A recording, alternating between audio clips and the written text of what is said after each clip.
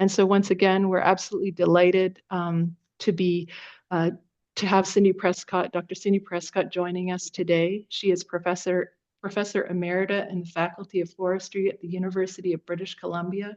She argues that resilient forests at their foundation require resilient soils, which require a diverse and fully functional below ground ecosystem. Dr. Prescott will discuss how changes in forest practices could promote soil biodiversity and offer guidance for establishing more resilient forests. And I'm stopping my screen share and inviting you to share your screen, Dr. Prescott.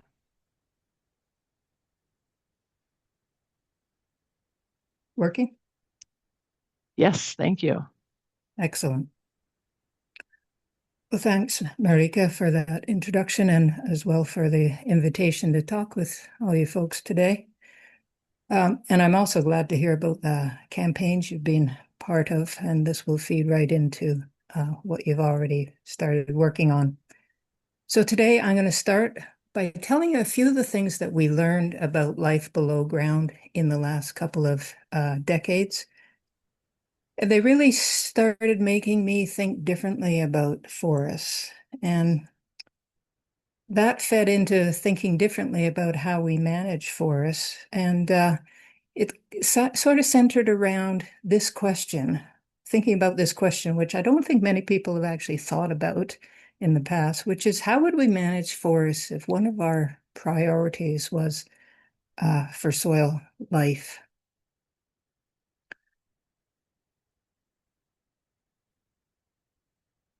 So I just want you to know this.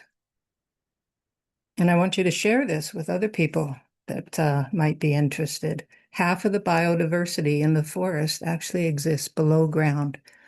Now that we've got a lot of new techniques for finally getting at what is living below ground, we've found out that this is that it's more than half of the species in terrestrial ecosystems live below ground, and you can see the diverse kingdoms of organisms and families.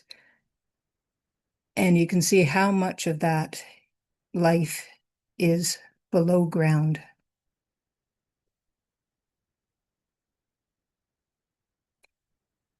We also know that these organisms do a lot of important things in the ecosystem, multiple ecosystem functions, decomposition, of course, so we are not buried alive in litter, nutrient cycling, releasing it in forms available for plants and enabling productivity, generating organic matter in the soil, which of course is an important carbon store, and then emitting gases in various forms, including greenhouse gases. Another thing we need to think about frequently is this, almost the entirety of this below ground ecosystem is fueled from plant photosynthate. And there's two major fluxes, and this is the one that I spent most of my career studying, was the fluxes of litter. And this is important for generating new soil organic matter. It also feeds a diversity of organisms, detritivores. It also determines how much of that carbon is released to the atmosphere as CO2 versus being stored more long-term in the soil. And another thing to keep in mind is that about half of the litter that is generated in a forest is generated below ground. So this is kind of the first place to start thinking and trying to envision this below ground ecosystem. So you've got a lot of coarse roots, which are the ones you usually see, but so many fine roots, and they turn over, die, and become litter.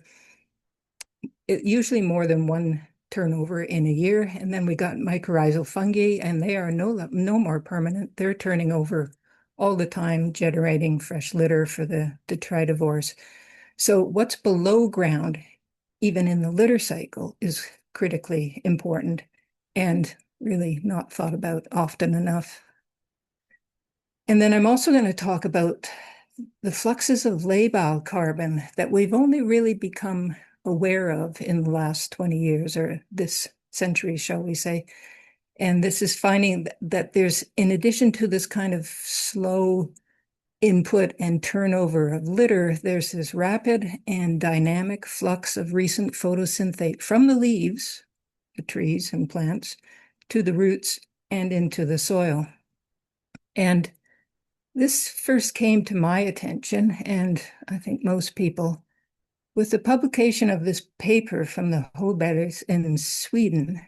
And they were curious about just how much of the CO2 efflux from the soil was coming from photosynthate from the trees. So they actually girdled all of the trees in this pine stand. So they stripped the stem off so that no photosynthate could get down to the roots.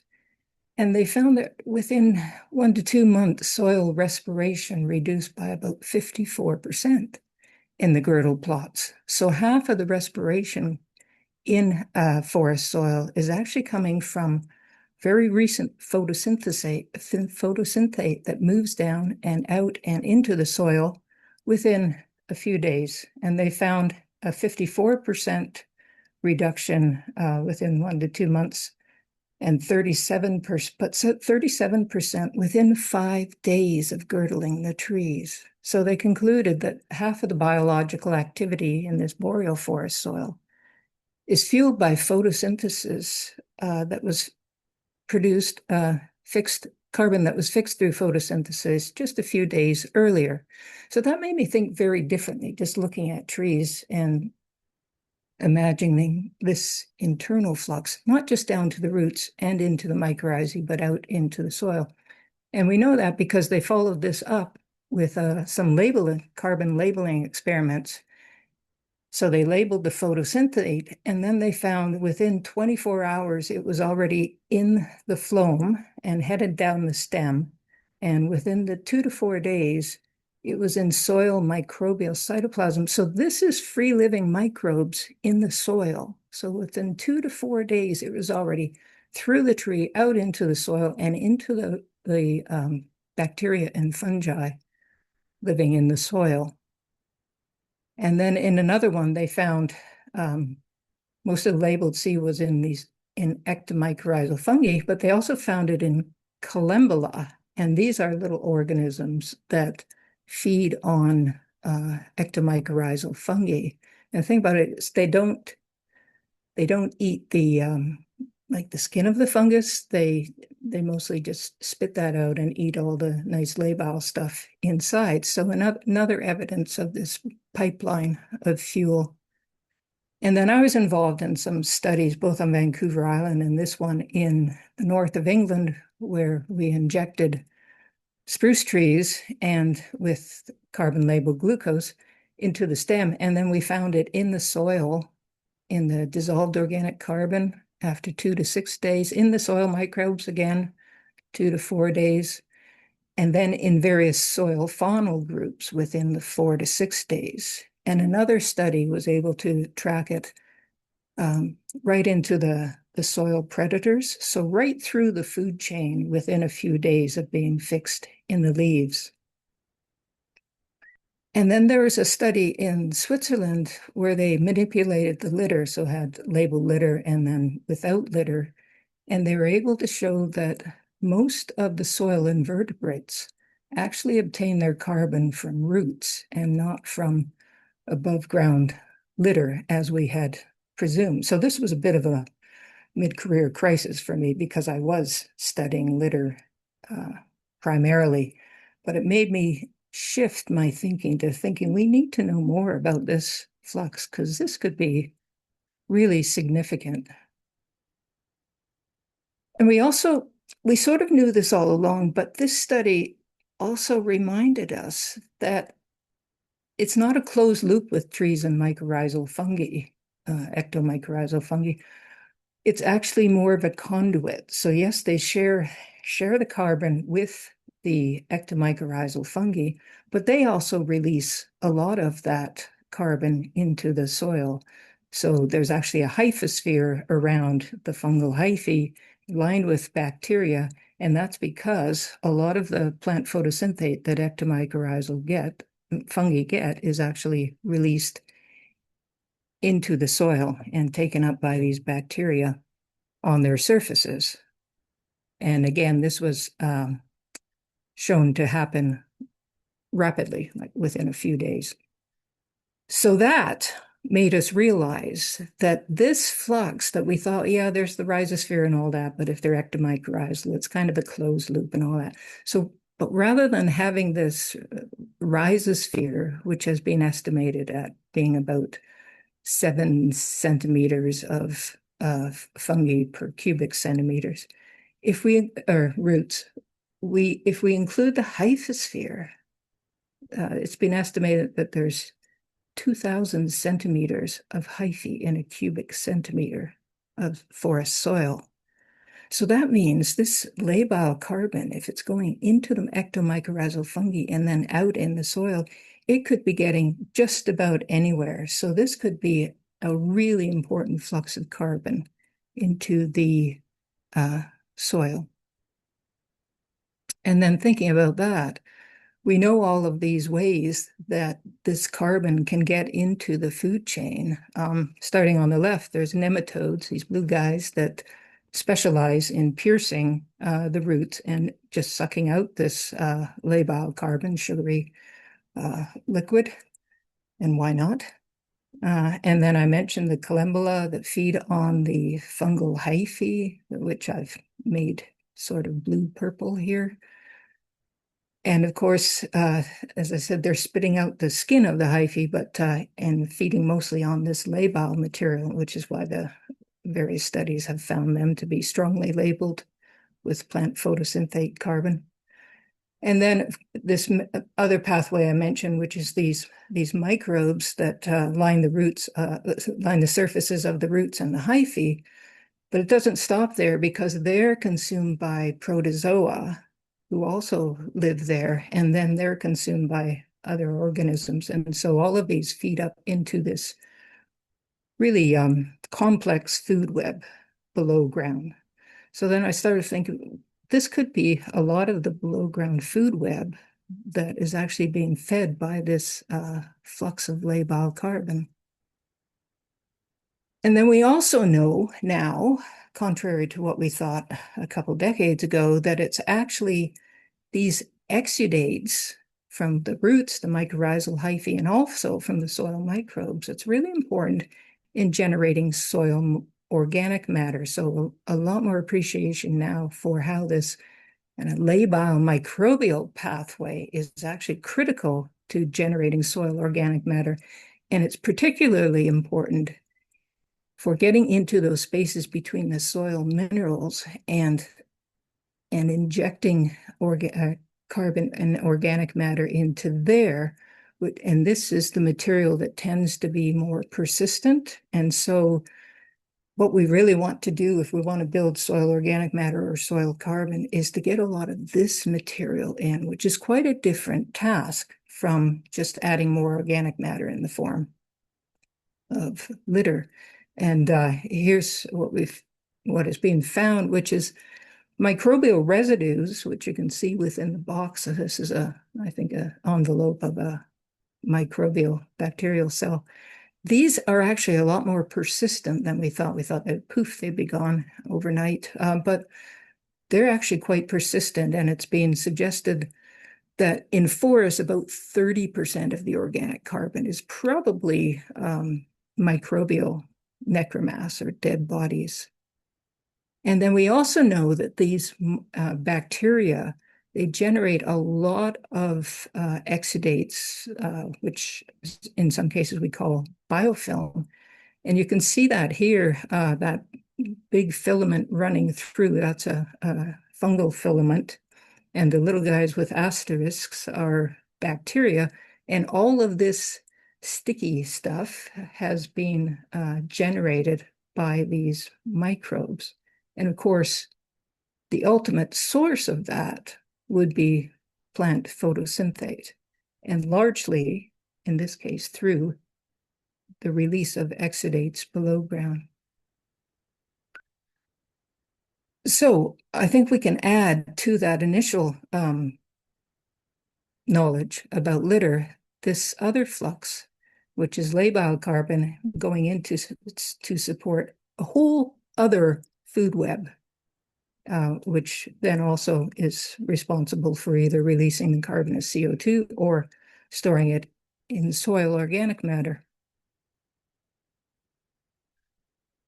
So those are the things that got me thinking really differently about forests, because it used to be when I'd look at clear cuts in British Columbia, which is they're quite easy to find. This one was within a kilometer of my house up north of Vancouver. If you look at all that slush on the surface, you have to think there's a lot of organic matter there to sustain the soil microbes. And then if you imagine all of the root systems that are now dead, I mean, that entire soil is just permeated with dead organic matter that suddenly become added to the detritus pool. So I used to think, well, it should be all right. It should sustain everybody while the new fluxes are starting up with ground vegetation and trees, maybe. But when you add the labile flux, and then you realize how important it is for what could be the majority of the organisms in that soil, then this looks really different.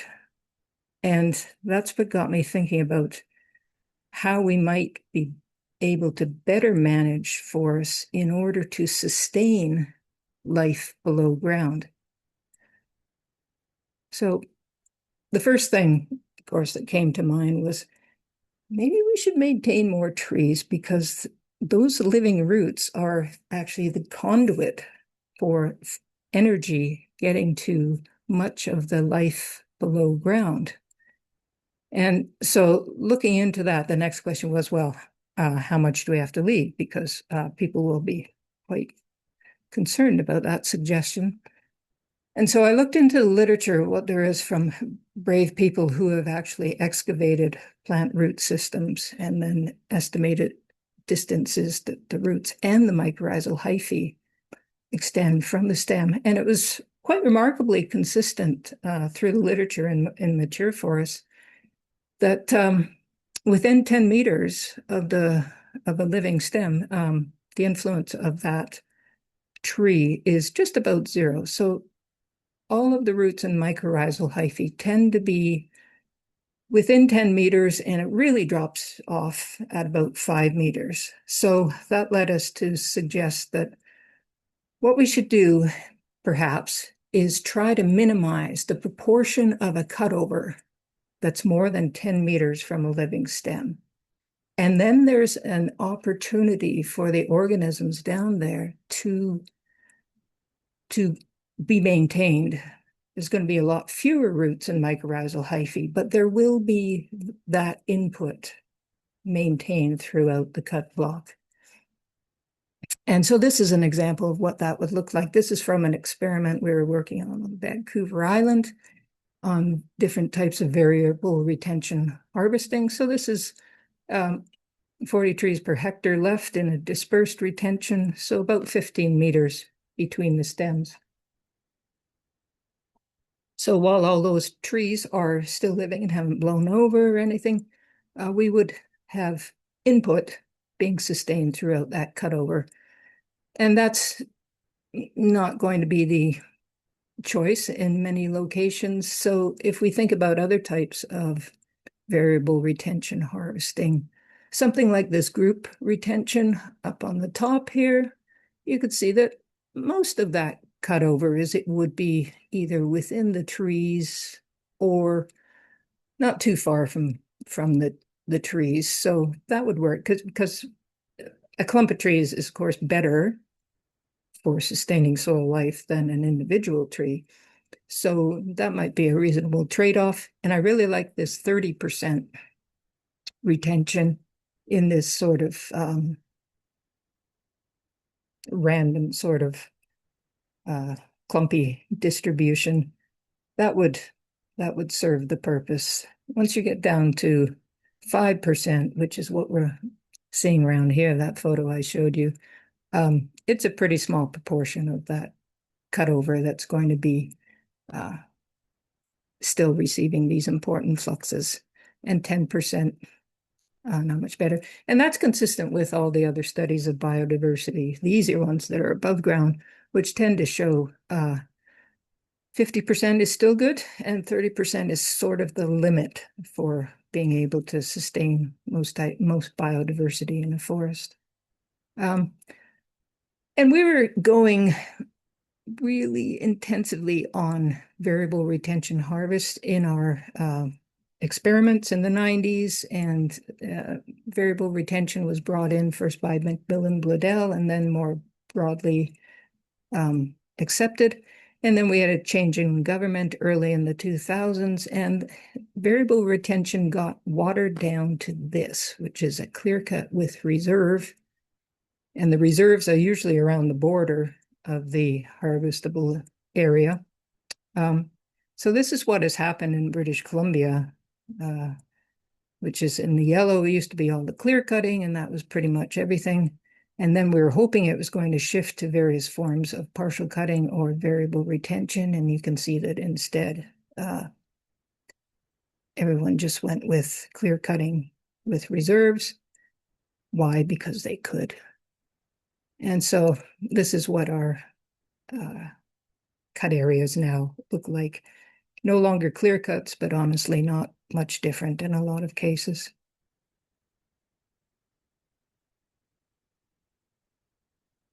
Sorry, my screen stopped responding there. We're good? Okay, and here's another clear cut with a reserve.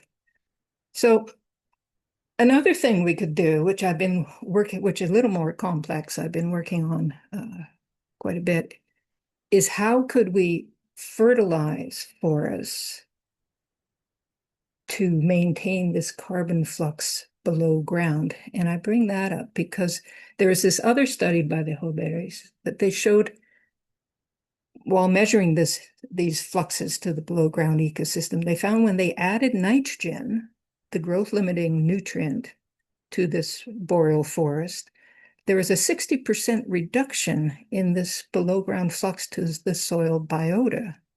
And this is consistent with what we observe when we add nitrogen to forests. So everything looks great above ground, more leaves, more photosynthesis, and more above ground biomass, and critically the stems, which get bigger, which is why we fertilize. Below ground, it's a different story. So this reduced flux to the below ground system, this results in reduced fine root biomass, less exudation, reduced mycorrhizal abundance very consistently, and then reduced soil microbial biomass and activity. So in terms of the below ground system, adding nitrogen is not a great thing. So looking into this, it seems that this happens because trees send more photosynthate below ground when their growth of their leaves is constrained by a deficiency of nutrients or water. And we published a paper describing how this happens. But basically what happens is that leaf growth and photosynthesis are both limited by water and nutrients, but they're separately limited. And you can see here growth, as deficiency increases, growth of leaves plummets quite early on in the deficiency, but photosynthesis is less sensitive, it continues. And so what happens is that during this kind of mild to moderate deficiency, you get surplus photosynthate produced, which is not being used by the leaves. And a lot of this, we think, goes below ground. So what I've suggested is that if we can not fertilize as we usually do to completely eliminate the deficiency and maximize leaf growth and everything above ground, if we instead just dial that down a bit and fertilized enough to get good growth, but maintain a mild to moderate deficiency, we might be able to get really good above ground growth, but maintain that flux below ground. And that, like in both agriculture and intensive forestry, means getting away from the idea of maximizing. Maybe maximizing growth isn't ideal. We should try to optimize growth, both above ground and below ground. And then another important thing to do if we're managing for below ground life is to increase the diversity of the plants in the forest.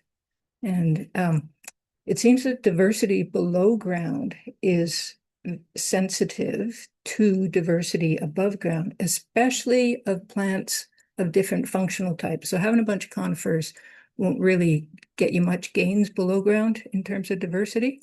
But if you mix conifers with broadleaves and with plants that have associative nitrogen fixers, it seems you can really increase the below ground ecosystem. And this is a summary of some of the things that have been found. So with higher plant diversity, you tend to increase soil fertility, soil carbon, soil microbial biomass activity and diversity. And again, this is especially if there's a mixture of different plant functional groups, especially if these mixtures contain plants with nitrogen fixing root associates.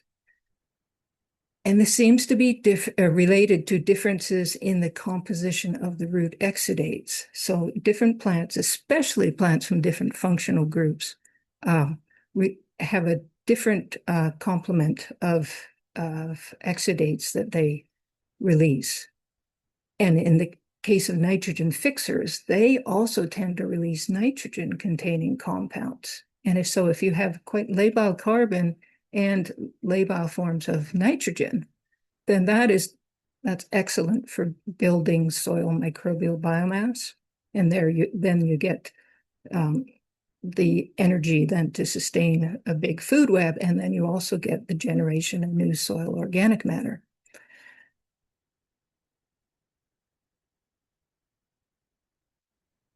And we know that broadleaves and conifers create distinct soil conditions, very much noticeable in the types of forest floors that will result, as well as the communities of especially soil fauna will be quite distinct with broadleaves and conifers. This is because they have quite different types of litter. They also may associate with different mycorrhizal fungi. And again, you'll get different exudates from both the trees and their associated fungi. And it's especially mixtures of different functional types that promotes below ground biodiversity. And again, a special shout out to nitrogen fixing species. These are known. We don't use them very much at all. And yet consistently in experiments around the world, they've been shown to increase not only nitrogen availability and productivity, but also build soil organic matter. A global review that we did a few years ago found consistently greater soil carbon stocks under stands, even plantation forests, that included nitrogen fixing tree species. And they've also been shown to inject more of this organic matter into the more stable soil fractions, I think, because more of it comes through that labile microbial pathway. And again, nitrogen fixing species are not good to have a pure forest of. They're best as just part of a stand, so you don't get the increases in nitrate and acidification that can come with overly abundant nitrogen fixing species. And another important thing we can do is to maintain stands of all ages on the landscape. I'll refer to this really interesting study from Ontario where they showed looking at the DNA in the soil, they found that each of these successional stages contributed unique biodiversity, including the mature and old growth forests, which of course were the less common. And so to maintain the full suite of biodiversity available for reforesting landscapes, you've got to have all these successional stages. So they recommended retaining and replenishing stands of all ages, especially old forests. And finally, something we can do if we're thinking about soil life is to manage forests on an ecological rotation basis. And this should be based on some aspect of the soil. And so you only harvest the forest again once that soil has returned to that original state. And this is just an example from Hamish Kimmon's work quite some time ago. What happens if you harvest the forest before it's returned to that original state in terms of the soil, in the red lines, and you'll see that it will, of course, continuously decline. Whereas if you use that soil condition as a basis for when it's okay to harvest again, then you can maintain the quality of that soil. And of course, especially since putting together all of this information on this other flux and the implications of that, this has got me really quite concerned about what's going on in our intensively managed plantation forests. And how do we know that we are not degrading the soil under there? And what is the measure that we should use for assessing how well we're doing on that front? So that's what I'm concerned about at the moment. So I'll conclude with what I call the principles of regenerative forestry as I see them. And so first, sure, take some stems, just don't take them all, and leave enough trees. They'll keep the soil alive while the next generation of trees is becoming established and establishing those important fluxes, both litter and lay-by. Add nutrients where and when they will improve the soil and foster soil life, and not just feed the trees, which often can occur at the expense of soil life. And then further, to aim for this sweet spot of nutrient supply where you can maintain both above and below ground productivity. Manage forests with more than one tree species. So embrace mixtures with broadleaves and nitrogen-fixing species in addition to conifers. They'll rebuild soil life, soil organic matter, and soil nutrients. So this could be done with a fallow sort of deal at the start of the rotation, or grow them in some sort of mixtures, or just simply allow them to grow. If the stand is being used for timber, harvest it at its ecological rotation age rather than the economic rotation age, and also include both the retention and the replacement of old forests on the landscape. And finally, recognize that the below-ground ecosystem is our friend, our number one ally in growing a resilient forest. So I'll leave you with these references if you'd like to listen to more podcasts, videos, or papers, and also my email address, because I'm always interested in receiving thoughts from people who have listened to this. So thank you.